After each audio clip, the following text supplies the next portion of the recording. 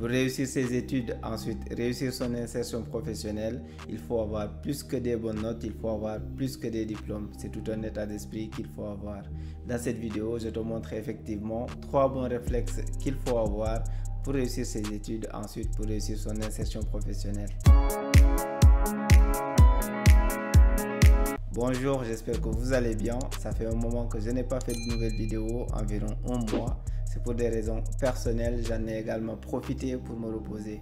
Et comme promis initialement, c'est reparti pour une vidéo chaque semaine. Dans ton entourage, tu connais certainement quelqu'un qui est devenu chômeur après ses études ou quelqu'un qui était connu comme étant un génie pendant ses études mais qui n'arrive toujours pas à trouver un emploi. Ici, je ne parle pas de ceux qui ont fait des formations sans perspective professionnelle, je parle plutôt de ceux qui ont fait des choix relativement bons en termes d'études.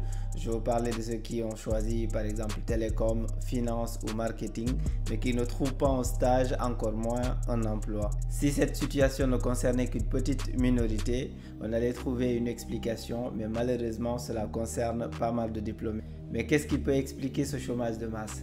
La première explication, c'est qu'il n'y a pas assez de création d'emplois pour répondre à la demande. En effet, le contexte économique, notamment en Afrique, est assez compliqué et c'est l'activité économique qui permet de créer de l'emploi. La deuxième explication, c'est que beaucoup ne savent pas comment chercher un emploi.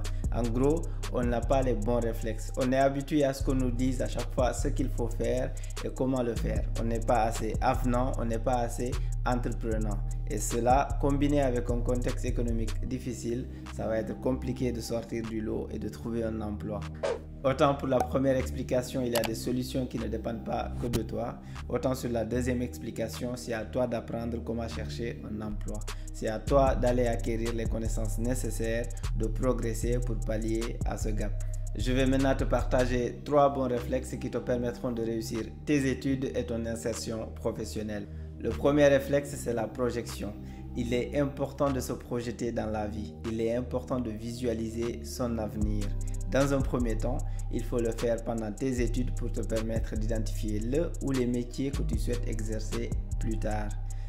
Cette projection te permettra de définir une sorte de chemin à suivre pour atteindre tes objectifs. Ensuite, il faudra refaire le même travail psychologique quand tu seras diplômé pour te dessiner un plan de carrière. Le deuxième réflexe, c'est la curiosité. Ici, je ne te parle pas de la curiosité négative, celle qui consiste à t'intéresser à la vie des autres. Cela ne te sert à rien, mais plutôt de la curiosité positive, celle qui te fera avancer dans la vie. Après la projection, il faut aller au fond des idées.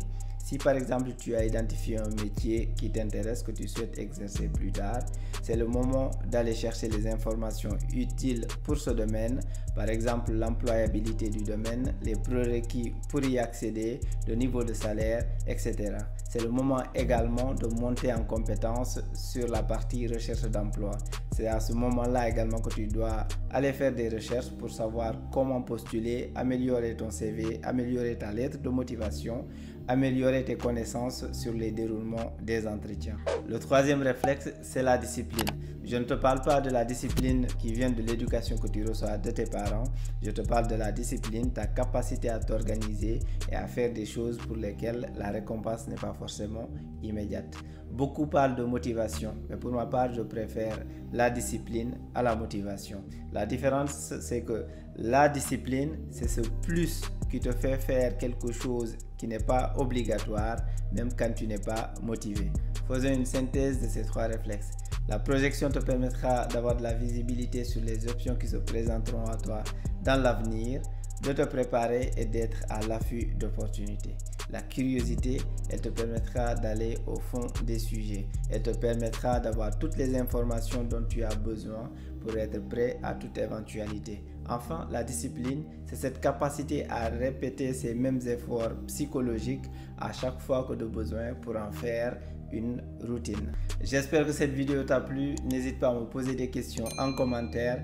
N'oublie pas non plus de t'abonner et de liker la vidéo, c'est important. Merci et à très bientôt.